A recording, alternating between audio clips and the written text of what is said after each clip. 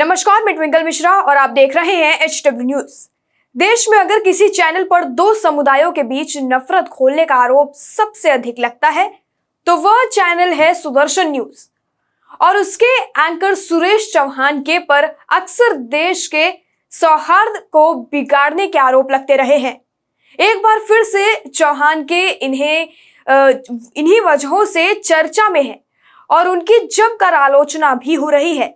दरअसल सुरेश चौहान को भारतीय सेना के जनसंपर्क विभाग द्वारा आयोजित इफ्तार पार्टी रास नहीं आई और उन्होंने भारतीय सेना को भी भला बुरा कहते हुए बीमार तक बता दिया। वो कैसे, चलिए आपको बताते हैं। रमजान का महीना चल रहा है और जम्मू कश्मीर में इफ्तार की रौनक है। इस बीच जम्मू कश्मीर की आम जनता के साथ वहां के सैन्य बल ने इफ्तारी के आयोजन में भाग लिया और उसकी कुछ तस्वीरें POR डिफेंस जम्मू के ट्विटर हैंडल से ट्वीट की गई थी, जिसके बाद एंकर सुरेश चौहान के उस ट्वीट पर रीट्वीट करते हुए अपनी प्रतिक्रिया देते हुए उन्होंने कहा कि अब यह बीमारी भारतीय सेना में भी घुस गई है। प्रश्न चिन्ह के साथ उन्होंने लिखा दुखद, जिसके बाद POR डिफेंस जम्मू के ट्विटर हैंडल से इस ट्वीट को डिलीट कर दिया गया। आपको बता दें, सुरेश चौहान के इस प्रकार की प्रक्रिया पर कई लोगों ने आलोचना की है। साथ ही यह सवाल भी उठाया जा रहा है कि इस ट्वीट को डिलीट क्यों किया गया। भारतीय सेना द्वारा डोडा जिले के अरनोरा में यह इफ्तार पार्टी आयोजित की गई थी। लगभग हर साल इसी तरह का आयोजन होता रहा है और इस साल भी उल्लास के साथ इसे मनाया जा रहा था, लेकिन सुरेश चौहान के इस प्रकार के ट्वीट के कारण इस पर भी सवाल उठने लगे। यह बात भी अब तक स्पष्ट नहीं हो पाई है कि आखिर किन वजहों से इस ट्वीट को डिलीट किया गया है। ट्वीट को डिलीट किए जाने के बाद कई लोगों ने सेना के PRO की ओर से उठाए गए इस कदम पर प्रतिक्रिया दी। पत्रकार मान अमन सिंह ने ट्वीट कर लिखा है कि सुदर्शन टीवी के एडिटर सुरेश द्वारा आयोजन को लेकर ट्विटर पर निशाना साधने के बाद PRO डिफेंस जम्मू ने धर्मनिरपेक्षता को लेकर किए गए ट्वीट को डिलीट करना चुना, जिसमें रमजान के दौरान डोडा में आर्मी द्वारा आयोजित इफ्तार की तस्वीरें थी। धर्मनिरपेक्षता का अंतिम गढ़ लड़खड़ा रहा है। इंडियन एक्सप्रेस से बात करते हुए उत्तरी कमान के पूर्व GOC lieutenant general HS Panag ने कहा कि उस ट्वीट का बचाव करने में विफलता और फिर आलोचना के कारण उसे हटाना कायरता था।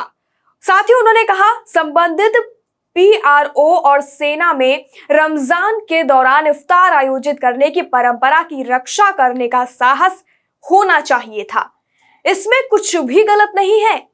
यह स्थानीय आबादी का दिल और दिमाग जीतने की सेना की नीति का हिस्सा है। आगे उन्होंने कहा, हम स्थानीय आबादी के लिए भी आर्मी गुडविल स्कूल चलाते हैं और ये सभी उपाय स्थानीय आबादी को साथ ले जाने के लिए है, क्योंकि हम एक विदेश प्रायोजित आतंकवाद से लड़ते हैं और स्थानीय लोग इन प्रयासों की सराहना करते हैं। किसी भी मामले में जम्मू कश्मीर में इफ्तार आयोजित करने में कोई नई बात नहीं है और यह कई वर्षों से चलन में है। पश्चिम कमान के पूर्व general officer commanding in chief lieutenant general Tej Sapru ने भी ट्वीट डिलीट किए जाने पर अपनी नाराजगी जताई है। उन्होंने कहा है कि ट्वीट में कुछ भी गलत नहीं था, इसका जोरदार बचाव किया जाना चाहिए था। सेना आतंकवाद प्रभावित क्षेत्रों में इफ्तार का आयोजन करती है क्योंकि स्थानीय आबादी तक पहुंचना आतंकवादियों से लड़ने का एक अभिन्न अंग है और जम्मू कश्मीर के इस हिस्से के मुसलमान आपसे या मुझसे ज्यादा एक भारतीय हैं। उन्होंने आगे कहा, सेना किसी अन्य धर्म के लिए भी यही काम करेगी यदि उस क्षेत्र में संघर्ष होता और जिससे वह निपट रही होती। वास्तव में हम ऐसा उत्तर पूर्व के राज्यों में भी ईसाई आबादी तक पहुंच बनाने के लिए करते हैं। इसका धर्म या राजनीति से कोई लेना देना नहीं है और यह विशुद्ध रूप से लोगों को अपने साथ लेकर आतंकवाद से लड़ने का एक साधन है।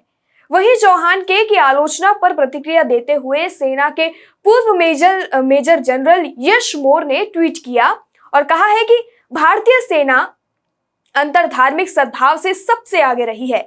हम अधिकारी के रूप में इस तथ्य पर गर्व करते हैं कि हमारा कोई धर्म नहीं है। हम उस सैन्य दल का धर्म अपना लेते हैं जिसका हमें आदेश दिया जाता है। गौरतलब है कि चौहान के अपनी सांप्रदायिक बयानबाजी और मुस्लिम विरोधी नफरत भरे भाषणों के लिए कुख्यात हैं। पिछले साल दिसंबर में हिंदू युवा वाहिनी द्वारा आयोजित एक कार्यक्रम में इस तरह की ही एक टिप्पणी करने के चलते एक जनहित याचिका यानी PIL में सुनवाई का सामना कर रहे हैं। तब उन्होंने भारत को हिंदू राष्ट्र बनाने के लिए हिंदुओं से आह्वान किया था कि लड़ो, मरो या मारो। हाल ही में चौहान के ने दिल्ली के बुराड़ी में आयोजित हिंदू महापंचायत में मुख्य अतिथि के रूप में वक्तव्य दिया था, जहां 5 पत्रकारों यानी जिनमें से 4 मुसलमान थे, उन पर तथाकथित रूप से हमला हुआ था। घटना के बाद चौहान के का नाम दिल्ली पुलिस द्वारा दर्ज की गई FIR में था। इस खबर पर आपकी क्या राय है और आप क्या सोचते हैं, कमेंट सेक्शन में हमें लिखकर जरूर बताएं। वीडियो यही समाप्त होता है। धन्यवाद।